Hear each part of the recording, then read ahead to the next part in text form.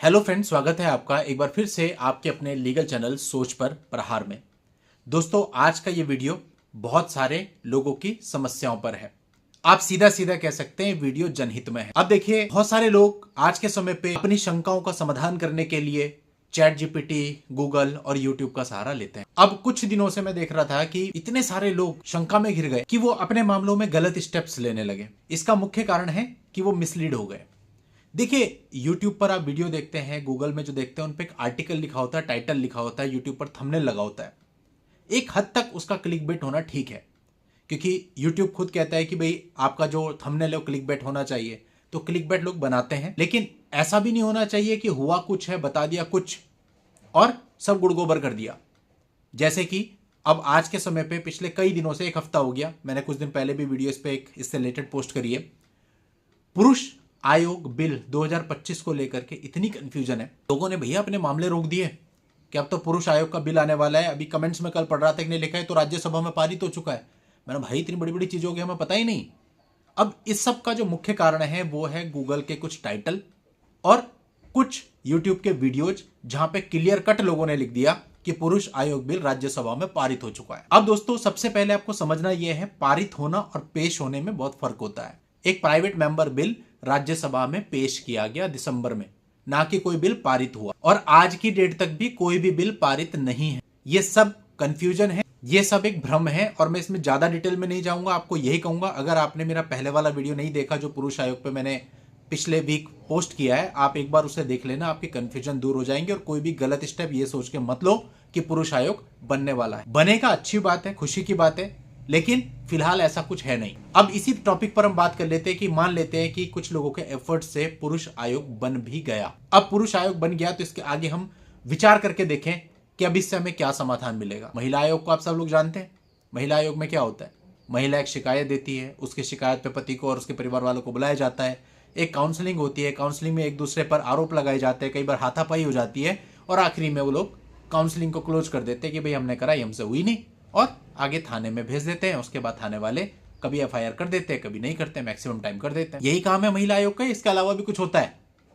यही होता है। और कुछ इक्के दुक्के मामले होते हैं जहां रिकंसिलिएशन हो जाता है। आप बात कर रहे हैं पुरुष आयोग की, पुरुष आयोग आपने बनाया है, तो पुरुष आयोग का भी यही काम है, दोनों की काउंसलिंग करनी, दोनों को समझाना बुझाना। और नहीं हुआ तो वो भी क्या करेंगे, बिकॉज ये कोई कानून नहीं है। अब ठीक है, लड़ाई लड़ी जा रही है, बहुत अच्छी बात है, कोई स्टेप लिए जा रहे हैं, लेने भी चाहिए, लेकिन साथ ही साथ हमें थोड़ा सा तर्क भी उपयोग करना चाहिए। अब देखो, एक उदाहरण से हम इस चीज को समझते हैं। एक कोई व्यक्ति है, उस व्यक्ति के मकान को किसी ने कब्जा लिया, या उसने किराए पे दिया था, उसने छोड़ने से मना कर दिया, या जैसा आजकल होता है आप देखते हैं, सिविल केस चालू हुआ, एक बहुत बड़ी कानूनी लड़ाई मकान मालिक ने लड़ी कि भाई ये मेरा घर जो है वो खाली कर दे। अब 20 साल लड़ने के बाद एक ऑर्डर आता है, उस ऑर्डर में लिखा जाता है कि जो किराएदार है, जो उस घर में रह रहा है, वो मकान मालिक को परेशान नहीं करेगा, और मकान मालिक यदि कभी अपने घर की छत पे जाना चाहे, घर के अंदर आना चाहे, तो उसको घर के अंदर एंट्री करने से नहीं रोकेगा। ये ऑर्डर आता है, लेकिन उस किराएदार के इविक्शन का कोई ऑर्डर नहीं आता। तो अब आप बताइए, क्या इस 20 साल की कानूनी लड़ाई का कोई फायदा हुआ? कुछ भी नहीं।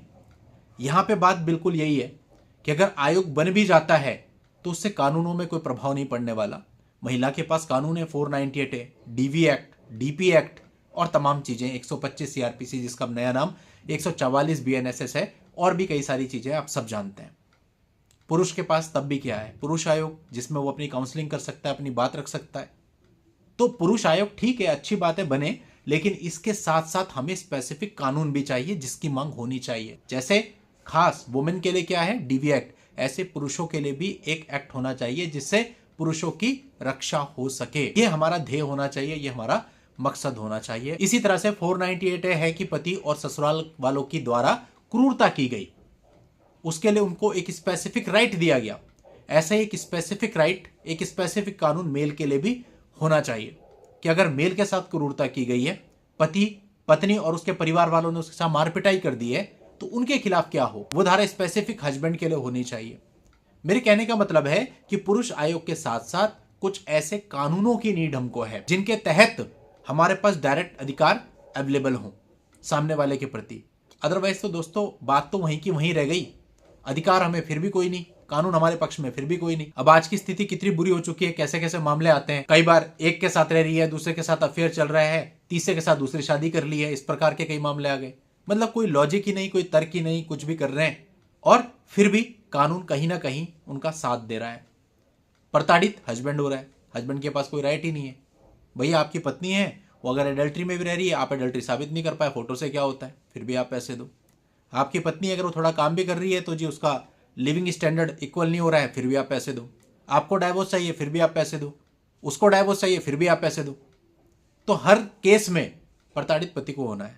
इवन अभी एक जजमेंट आया था रिसेंटली जिसमें बोला गया पति अगर भिखारी है तब भी वो पैसे देगा, जहां पे हस्बैंड ने ये दलील दी थी कि भैया वो स्टूडेंट है, उसके पास इतना पैसा नहीं है, फिर भी 18,000 रुपये प्रति माह लगा दिया गया। तो इस प्रकार के जजमेंट्स की कोई कमी नहीं है, जिसे एक आम आदमी जब देखेगा, हम तो एडवोकेट हैं, हम ये काम कर रहे हैं, हम अपनी बात नहीं कर रहे, एक आम आदमी जब देखेगा तो वो सीधी निगाहों से ही कह देगा कि यार ये इसमें तर्क कहाँ है। ऐसे ऐसे जजमेंट्स हमारे सामने आए जहां पर पत्नी के पास करोड़ों रुपए की संपत्ति है, उसके बाद बोल दिया उसकी तो कोई इनकम ही नहीं है। 1 करोड़ का मकान यहाँ है, 1 करोड़ का फ्लैट वहां है, 1 करोड़ का सब कुछ रिकॉर्ड पे है। एक ये मैं बात बता रहा हूँ जो एक आर्मी पर्सन थे जिनकी वाइफ की बात बता रहा हूँ, उन्होंने केस किया था, फिर भी मेंटेनेंस डाल दिया कि भाई आपको तो देना पड़ेगा आपकी पत्नी। जब आपके पास 7-8 करोड़ की खुद की संपत्ति है, आपको मेंटेनेंस की क्या जरूरत पड़ गई। और जो इतनी संपत्ति अर्न कर सकता है, कमा सकता है, बना सकता है, क्या वो अपना भरण पोषण नहीं कर सकता। मतलब बहुत सीधी सी कॉमन सी बात है, इसमें क्या इतना सोचने का है। तो निष्कर्ष ये है कि हमें कानूनों की जरूरत है। पुरुष आयोग बने, जितना जल्दी हो सकता है बने, बहुत अच्छी बात, लेकिन इसके साथ साथ स्पेसिफिक कानून बनने की नीड है। और जो लोग पुरुष आयोग के लिए कोशिश कर रहे हैं, हम सब लोगों को उनका समर्थन देना चाहिए, उनको सहयोग करना चाहिए। जैसी भी हो, जो भी हो, हमें अपनी तरफ से हेल्प करनी चाहिए, लेकिन साथ ही साथ हमें दूसरी तरफ इन कानूनों के बारे में भी सोचना चाहिए कि कुछ ऐसा किया जाए जिससे कानून बने। हम संगठित नहीं है, पुरुष समाज जो है वो संगठित नहीं है, इतना अत्याचार हो रहा है, उसके बाद भी कभी कोई प्रोटेस्ट मैंने आज तक नहीं देखा कि उस लेवल पे हुआ हो। आप एक ट्रक वाले के साथ कुछ हो जाता है, सारे ट्रक वाले पूरी रोड जाम करके बैठ जाते हैं। एक एडवोकेट के साथ कोई बात हो जाती है, उनके हित की कोई बात होती है, सारे एडवोकेट स्ट्राइक पे आ जाते हैं।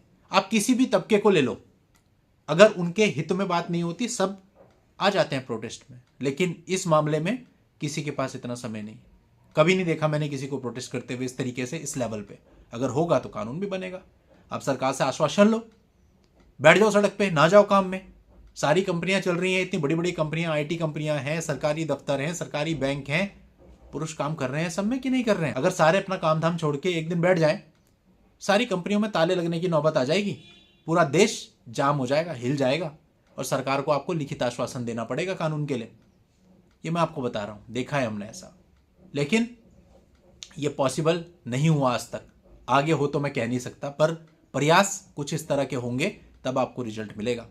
चलिए दोस्तों, आज के इस वीडियो में इतना ही। नेक्स्ट वीडियो में नई जानकारी के साथ मैं आपसे फिर मिलता हूं। तब तक के लिए goodbye and thank you for watching. Take care.